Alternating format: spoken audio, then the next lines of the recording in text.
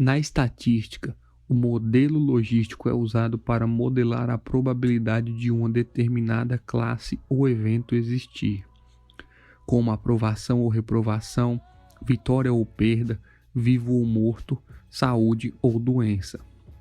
Isso pode ser estendido para modelar várias classes de eventos, como determinar se uma imagem contém um gato, cachorro, leão ou etc.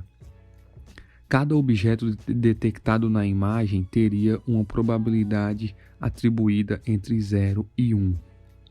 A equação logística é a seguinte: 1 dividido por 1 mais e elevado a menos t. Vamos assumir que t é uma função linear de uma única variável explicativa x. O caso em que existe uma combinação linear de múltiplas variáveis explicativas é tratado da mesma forma. Podemos então expressar t da seguinte maneira: t é igual a b0 mais b1 vezes x. E a função logística geral p agora pode ser escrita como p de t é igual a 1 dividido por 1 mais e elevado a menos b0 mais b1 vezes x. No modelo logístico, P de t é interpretado como a probabilidade de uma variável dependente y ser igual a um sucesso, em vez de ser igual a uma falha. A função fica assim.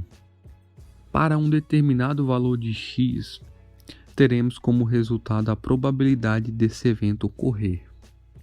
Às vezes, também, teremos erros, valores que não ocorreram, mas nosso modelo previu que eles ocorreram, ou o inverso.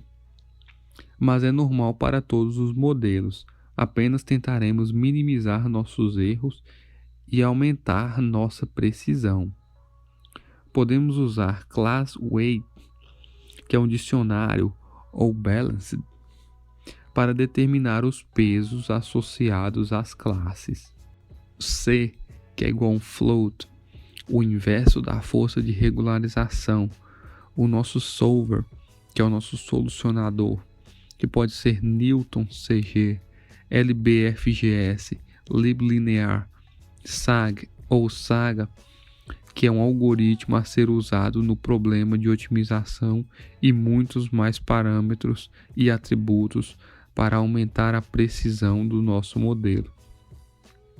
Eu recomendo que você acesse a documentação do Logistic Regression para saber o que todos esses parâmetros e atributos fazem. No meu caso, estou usando o conjunto de dados clássico do Titanic, mas precisamos tratar nossos dados primeiro. Eu chamei todo o meu conjunto de dados como train e vou usar ele para plotar um mapa de calor usando o train.snu como argumento, para podermos ver se temos alguns valores nulos. E como podemos ver, temos muitos deles.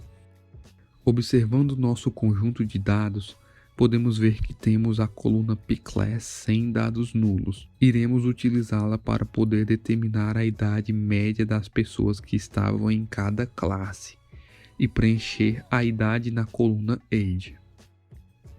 Se eu plotar um boxplot, podemos ver isso melhor. Observando o gráfico, podemos ver que na classe 1 temos uma média de aproximadamente 37 anos. Na classe 2, aproximadamente 29 e na classe 3, aproximadamente 24. Então, eu preciso de uma função para substituir esses valores para mim. A nossa função receberá duas colunas como input, age e pClass.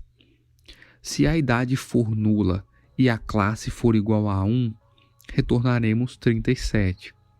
Se a classe for igual a 2, retornaremos 29.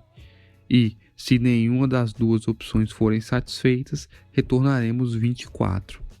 Aplicando a função na nossa coluna age, usando como argumento age e pClass, agora temos a nossa coluna age sem nenhum valor nulo e pronta para ajudar no nosso modelo.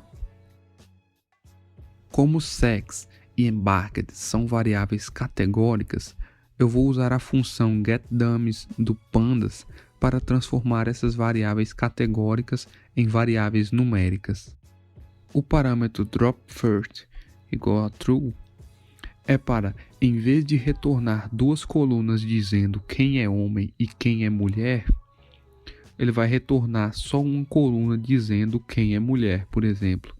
E então saberemos com certeza que quem não é mulher é homem. Usando a função na coluna sex e embarked, agora podemos deletar a coluna cabin, passenger ID, name, sex, ticket e embarked, porque agora essas colunas não possuem mais informações úteis para determinar se a pessoa sobreviveu ou não. Depois disso, eu vou concatenar minhas 3 novas colunas com meu dataset principal e agora estamos prontos para treinar nosso modelo. Vale deixar claro aqui que a nossa coluna embarked ela tem 3 classificadores. Então, quando for aplicado a função getDummies, ela vai me retornar 2 novas colunas, porque eu usei o parâmetro dropFirst igual a true. Então, ao invés dela me retornar 3 colunas, ela vai me retornar 2 novas colunas. E a coluna sex, como tem 2 classificadores, que é homem ou mulher, ele vai me retornar somente uma coluna como resultado. Então, eu vou ter 3 novas colunas após aplicar esse método de getDummies. Dividindo em conjuntos de treino e teste, podemos chamar o Logistic Regression. Njobs igual a 6 é para usar todos os meus núcleos de CPU.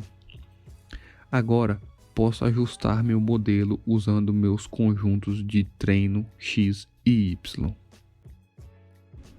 Depois de ajustar os dados, agora eu posso prever meu valor Y usando meus valores X de teste. Usando o logModel.score, posso ver minha precisão, o que significa que meu modelo acertou 81%.